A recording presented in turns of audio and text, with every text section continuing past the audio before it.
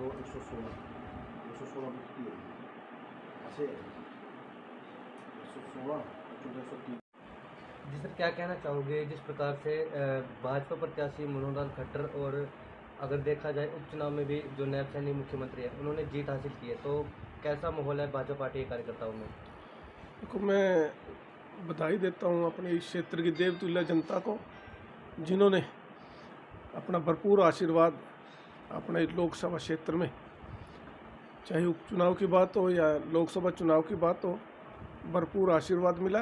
और सबसे बड़ी बात है कि पूरे हरियाणा में बिल्कुल शांतिपूर्ण चुनाव हुआ और ऐसा कोई भी बूथ नहीं था जिस पर कोई ऐसा बूथ नहीं था जिस पर कोई दिक्कत आई, कहीं रिपोल कराने की नौबत आई। सभी पहली बार ऐसा हुआ है कि शांतिपूर्ण मतदान हुआ और भारतीय जनता पार्टी के पक्ष में माननीय मनोहर लाल जी को जिस तरह से 2,34,000 वोटों से लीड दी, इसके लिए सभी को बहुत बहुत बधाई। और अपने क्षेत्र की सभी जनता का भी और साथ ही अपने सभी पत्रकार साथियों का भी, जिन्होंने लगातार चाहे हमारा कोई भी प्रोग्राम हो, गांव में हो, शहर में हो, हर प्रोग्राम को कवर किया, उसकी कवरेज की और साथ ही अपना सहयोग दिया। इसके लिए भी धन्यवाद करता हूँ। और आने वाले समय में जैसे 3-4 महीने के बाद विधानसभा चुनाव है, अपने सभी कार्यकर्ताओं का धन्यवाद करते हुए उनसे यही प्रार्थना करूँगा कि जिस तरह से मेहनत और आप परिश्रम कर रहे थे इन लगातार तपती गर्मी में भी, तो आने वाले समय में ये 3-4 महीने, क्योंकि विधानसभा के चुनाव है, हरियाणा प्रदेश में तीसरी बार भाजपा की सरकार बने, इसके लिए हम सभी ने मिलकर फिर उसी रफ्तार से, जिस रफ्तार से हम चल रहे थे, काम करना है। और माननीय अपने जो नरेंद्र मोदी जी का सपना है भारत विश्व की तीसरी महाशक्ति बने, उसको चरितार्थ करना। विधायक जी, जिस प्रकार से रुझान निकल कर आ रहे थे, खैर उसी हिसाब से सीट मिली नहीं है, क्या लगता है जो विधानसभा के चुनाव होंगे उसमें रिकवर करेगी पार्टी? नहीं, देखो, अलग अलग क्षेत्र का अलग अलग मुद्दे थे, अलग अलग मुद्दों पे चुनाव लड़ा गया। कहीं ना कोई कमी रही है और इसके बारे में हमारा केंद्रीय नेतृत्व, प्रदेश का नेतृत्व बारीकी से इस बारे में देखेगा और जो कमियां रही, कहीं दिक्कतें आई, वो दिक्कतें कैसे दूर हो, उनका आने वाले समय में प्रयास करेंगे।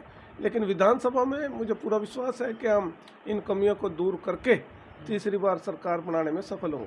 सर, जिस प्रकार से हरियाणा के मुख्यमंत्री बने नायब सैनी और जिस प्रकार से उन्होंने चुनाव भी जीता है, क्या लगता है एक मुख्यमंत्री जब जो उम्मीदवार घोषित होता है तो ये अपने आप में एक बड़ी बात बन जाती है कि मुख्यमंत्री ने पहले ही चुनाव आसानी से जीत लिया? नहीं, देखो, मुख्यमंत्री के लिए चुनाव तो वही सभी सारी बातें रहती है चुनाव की, जो एक नया प्रत्याशी आता है, लेकिन मुख्यमंत्री के पास जिम्मेदारियां भी बढ़ जाती है और उसके पास एक प्रेशर भी रहता है।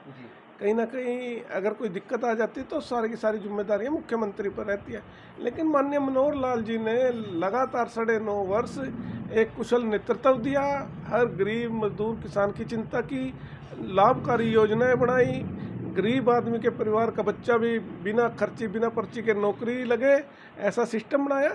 तो एक प्लेटफार्म बहुत बेहतर बनाकर माननीय मनोहर लाल जी ने नायब सैनी को दिया और जिसकी वजह से कल लगभग 44-45 हज़ार से जीत करके इस उपचुनाव में माननीय नायब सैनी जी को दोबारा विधानसभा में भेजा। और उनके कुशल नेतृत्व में अब ये 3-4 महीने का समय बचा है, हम और अपने इस प्रदेश की जनता के लिए अच्छा करेंगे और जो कुछ समस्याएं थी, कुछ कमियां रही, उनको दूर करने का काम करेंगे।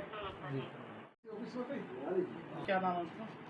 जी, मैं करमवीर मोड़ी, गांव मोड़ी जागीर से मौजूदा सरपंच। सर, क्या कुछ कहना चाहेंगे? जिस प्रकार से कुछ लोगों का रुझान ये भी था कि हज़ारों में जीत होगी, लेकिन चौंकाने वाला जो है रुझान निकल कर सामने आया, रिजल्ट निकल कर सामने आया, 2 लाख से ऊपर जो वोटों से मनोहर लाल जी जीते हैं, क्या कुछ मैसेज देना चाहेंगे? देखिए, मनोहर लाल जी तो 2 लाख वोटों से कम जीते हैं, जीतने तो ज़्यादा थे जी। और मैं सरपंच हूँ जी, मैं 40 सरपंचों का समर्थन हमने 10 दिन पहले ही मनोहर लाल जी को बोल दिया था, माननीय अपना कबीरपंथी जी की अध्यक्षता में हमने 40 सरपंचों ने समर्थन दिया था। भाई, अब सरपंच जो अपना बहके हुए हैं 2-4 सरपंच, भाई उनके बहकावे में ना आकर के हमें भारी मतों से जिताने का काम करेंगे। और वही जनता ने भी, पब्लिक ने भी बड़ा साथ दिया। और सबसे बड़ी बात, हल्का नीलो खेड़ी का मौजूदा MLA उसके बायकॉट करने के बाद भी नीलोखेड़ी से प्रचंड बहुमत से जीत है जी। ये सबसे बड़ी बात है जी। सर अभी विधानसभा चुनाव नज़दीक है, तो विधानसभा चुनाव में भी सरपंच आगे ही बीजेपी पार्टी का साथ देंगे? देखिए, जो सरपंच बहके हुए थे उनको भी हम मनाने का काम करेंगे, लेकिन बहुत बढ़िया जीत होगी विधानसभा में भी, और साथ में जितने भी सरपंच हैं सारे भाई साथ मिल करके भाजपा की जनता की सरकार बनाने का काम करेंगे।